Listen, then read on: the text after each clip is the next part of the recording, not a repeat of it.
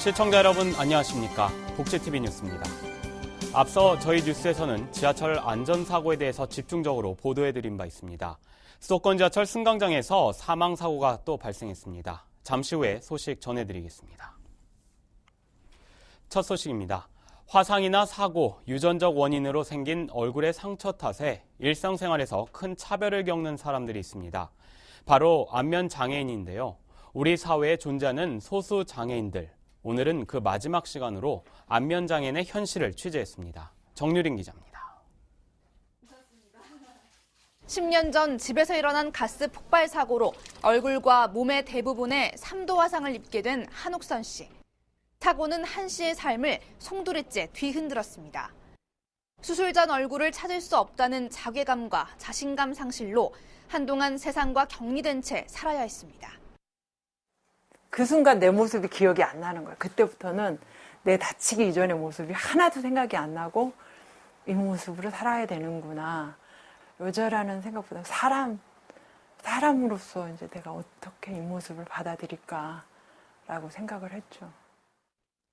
안면 장애인에게 성형수술은 유일한 희망. 하지만 수술의 대부분이 미용 성형으로 취급돼 의료보험 적용조차 받을 수 없고 장애 등급을 받는 것 또한 안면부에 60% 이상 변형이 있어야 하는 등 기준이 까다롭습니다.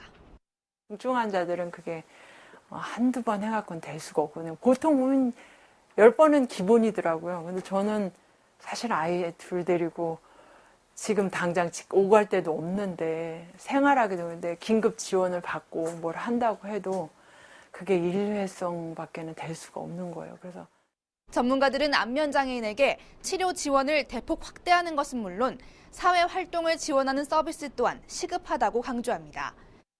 안면 장애는 신체적 기능에만 국한할 것이 아니라 심리적, 사회적인 문제까지 세심하게 고려해야 한다는 겁니다.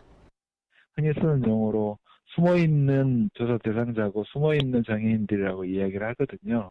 즉 치료적인 것뿐만 아니고 사회 심리적인 또는 대인관계적인 것들을 프로그램에 참여하면서 적응해 나갈 수 있는 것이 필요하다. 후천적 사고와 재해로 지속적인 증가 추세를 보이고 있는 안면 장애. 외모 지상주의를 부추기는 사회적 인식과 지원 체계의 부족이 이들을 더욱 음지로 몰아넣고 있습니다.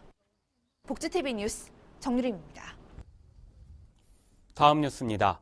용산역 승강장에서 발생한 시각장애인 추락사고가 일주일도 채 되지 않은 가운데 또다시 사고가 났습니다. 서울지하철 4호선 총신대 입구역에서 승객이 전동차에 탑승 중에 이 열차와 스크린도어 사이에 끼어 숨지는 사고가 발생했습니다. 지하철 4호선 당고객 열차가 총신대 입구역을 출발하는 과정에서 80대 여성이 전동차와 스크린도어 사이에 끼어 숨졌습니다. 서울 메트로와 소방당국은 전동차와 스크린도어 사이에 승객이 끼인 것을 감지하지 못하고 전동차가 출발한 것으로 추정하고 있으며 목격자 등을 상대로 정확한 사고 경위를 조사 중에 있다고 말했습니다. 이 사고로 인해 당고개역 방향으로 향하는 상행선 열차 운행이 30여 분 전면 중단됐습니다. 초기 임산부나 만삭인 임산부들은 근로시간을 하루 2시간 단축해서 일할 수 있게 됩니다. 고용노동부는 이달 25일부터 300인 이상 근로자가 일하는 직장에 다니는 여성 중 임신 초기나 만삭인 여성들은 근로시간을 하루 2시간 단축해서 근무할 수 있다고 밝혔습니다. 고용부는 이 제도를 이용하려는 근로자는 단축 근무를 하려는 날 3일 전까지 사용 기간과 근무 개시 등을 적은 문서와 의사의 진단서를 회사에 제출해야 한다고 설명했습니다. 한편 고용부는 300인 미만 사업장에서는 2016년 3월 25일부터 시행될 예정이라고 밝혔습니다. 사회적 기업 5곳 중 4곳은 영업이익 면에서 적자인 것으로 나타났습니다. 국회 환경노동위원회 소속 새누리당 주영순 의원이 사회적 기업 진흥원으로부터 제출받은 2013년 사회적 기업 경영 공시 현황 자료를 분석한 결과 사회적 기업 5곳 중 4곳 이상이 영업이익에 있어 적자를 내고 있다고 설명했습니다. 주 의원은 경영 공시에 참여한 81개 기업 중 흑자를 낸 곳은 18개 기업에 불과했다며 나머지 63개 기업은 적자를 기록하고 있다고 밝혔습니다. 주 의원은 사회적 기업 육성법을 제정하고 지원하기 시작한 지 8년이 지났다며 현재 영업이익이 악화하는 사회적 기업을 파악했으니 당국이 필요한 기업의 실질적 지원을 고려해야 할 것이라고 말했습니다. 박원순 서울시장이 반기문 유엔 사무총장과 만나 유엔 산하의 노인 장애인 인권 분야 국제기구를 서울에 유치하는 방안을 제안했습니다. 서울시는 박원순 서울시장이 미국 뉴욕 유엔 본부를 방문해 반기문 사무총장과 만나 서울시에 유엔 산하 인권 분야 국제기구를 유치해달라고 제안했다고 말했습니다. 반기문 유엔 사무총장은 박 시장의 제안에 공감하며 적극 협력하겠다는 뜻을 밝혔습니다. 장애인과 비장애인이 힘을 합쳐 대형 벽화를 완성해 눈길을 끌고 있습니다. 정유린 기자입니다. 부산시 도심 하천 교량 아래에 대형 벽화가 완성됐습니다. 길이 25m, 너비 5m 크기로 다양한 그림이 그려져 있는 타일 100장을 붙여 만들었습니다. 함께 어우러지다를 주제로 한 벽화는 기장장애인 복지관 취업준비생 20여 명과 비장애인인 주민들이 6개월 동안 작업해 완성했습니다. 자연을 표현한 작품부터 헬렌 켈러, 베토벤 등 장애가 있었던 인물들의 모습도 들어갔습니다.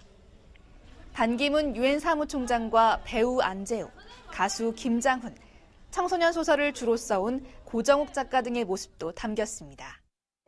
전 그림이 처음에 서툴지 모르지만 그림이 그려서 참 좋았습니다. 못하는 사람도 열심히 하면 충분히 잘할 것 같고 저는 그렇게 생각합니다. 대형 카메라와 영상기 그림도 그렸는데 타일 벽화 작품을 촬영하거나 스크린에 비추는 듯한 형태를 갖춰 영화 시네마 천국을 연상케 합니다. 일반인분들도 장애인분들 같이 그림을 보면서 공감하면서 그 공감대가 너무너무 잘 형성이 돼서 100장의 타일이 있거든요. 거기에 정말 아름답고 사람들한테 뜻이 있는 그런 타일 작업이 나왔습니다. 장애인과 비장애인의 아름다운 공감대가 대형 벽화를 탄생시켰습니다. 복지TV 뉴스 정유림입니다.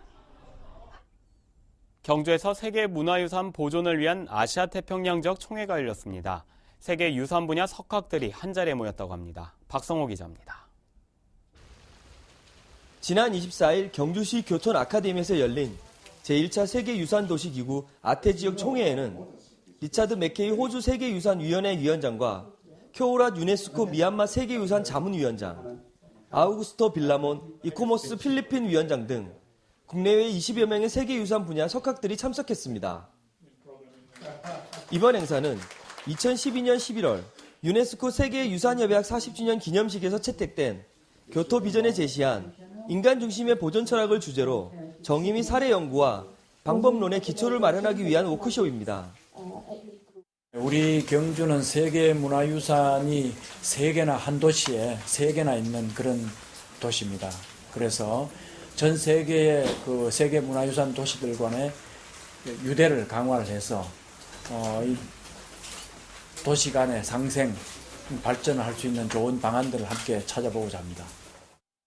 경주에서 열린 이번 아태지역 총회에는 마카오를 비롯해 17개국 28개 세계문화도시 시장단과 전문가가 참가해 24일부터 26일까지 경주시 일원에서 개최하는 전문가 워크숍으로 세계문화유산 3점을 보유한 도시로서 역할이 중요합니다. 포항에서 복지TV 뉴스 박성호입니다. 한국뇌성마비복지회가 뇌변변 장애인들의 문화예술 축제인 제32회 오뚜기 축제를 개최했습니다. 한국뇌성마비복지회가 전국 뇌변변 장애인과 가족 등이 참석한 가운데 제32회 오뚜기 축제를 열었습니다. 축제에서는 뇌변변 장애인과 부모에 대한 표창장 수여와 작품 전시회 등 다양한 행사가 진행됐습니다. 특히 이번 축제에서는 한국뇌성마비복지회와 자매결연 32주년을 맞은 일본 전국 지체 부자유와 자부모회 연합회 특별 공연도 함께 열렸습니다.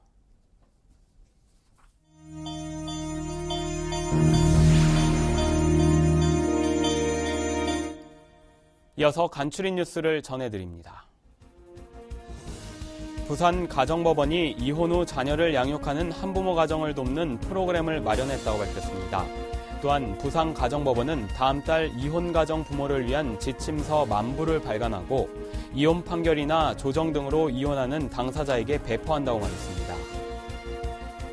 보건복지부가 오는 10월 22일까지 제1회 사회 서비스인 희망일상 공모전을 개최한다고 말했습니다.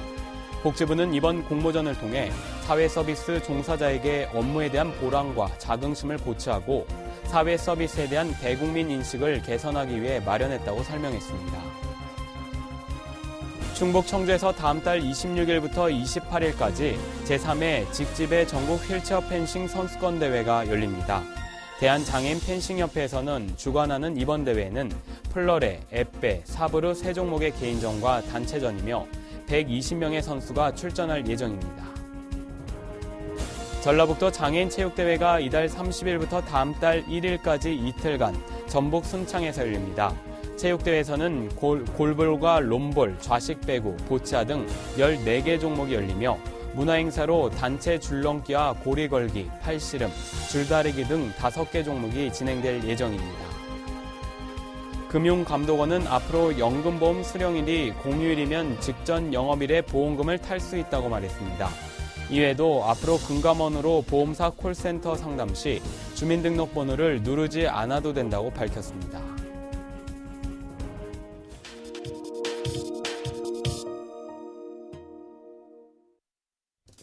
우리 몸의 뼈와 뼈 사이에 완충작용을 해주는 연골.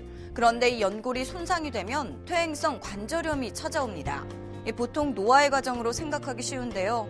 나이를 불문하고 발생한다는 사실. 이번 시간 건강해지는 팁에서는 퇴행성 관절염에서 건강을 지키는 방법을 알려드립니다. 경기도 안양에 사는 김시우 씨. 2달 전 퇴행성 관절염 진단을 받았습니다. 제가 러닝머신을 하게 된 이유가 다이어트 때문이었는데 너무 그 다이어트에 집중하다 보니까 이제 관절에 점차 무리가 오고 그리고 직업적인 것도 자주 서 있는 직업이다 보니까 아무래도 무리가 와서 퇴행성 관절염은 연골이 닳아 뼈와 뼈끼리 부딪히게 되면서 통증을 유발하는 질환으로 50세 전후에 주로 발병합니다. 그런데 최근에는 잘못된 다이어트와 운동의 영향으로 환자의 연령대가 낮아지고 또 젊은 여성들에게도 늘고 있습니다. 젊은 여성분들 같은 경우 무리한 다이어트나 하이힐 같이 좀 굽이 높은 신발 같은 그런 것들을 신음으로써 영향을 끼칠 수도 있고요. 무리한 운동 또는 외상 같은 여러 가지 복합된 원인들이 있습니다. 다이어트를 잘못하면 영양의 균형이 깨지면서 근육이 줄고 가늘어지게 되는데 이때 점프 동작이나 무리하게 달리기, 계단을 오르내리는 것은 엎친 데 덮치는 격이 됩니다. 반면 관절을 보호하기 위해서는 운동 전 스트레칭과 함께 운동량을 서서히 증가시키는 것이 중요합니다. 제일 권해드리고 싶은 운동은 체중이나 충격이 안 가는 운동들이 가장 좋은데요. 대표적으로 수영, 아쿠아로빅 같이 이렇게 물에서 할 수 있는 운동들이 좋고요. 퇴행성 관절염은 균형 잡힌 식사와 충분한 휴식, 그리고 내 몸에 맞는 적절한 운동을 하는 것이 예방하는 지름길입니다. 수도권 지하철 승강장에서 인명피해가 또 발생했습니다. 경찰이 사고 경위에 대해서 수사 중에 있습니다. 이번 사고 역시 승강장에서 일어났는데요. 언제까지 우리는 불안한 마음으로 지하철과 기차를 이용해야 할까요? 이상으로 복지TV 뉴스를 마칩니다. 시청해주셔서 고맙습니다.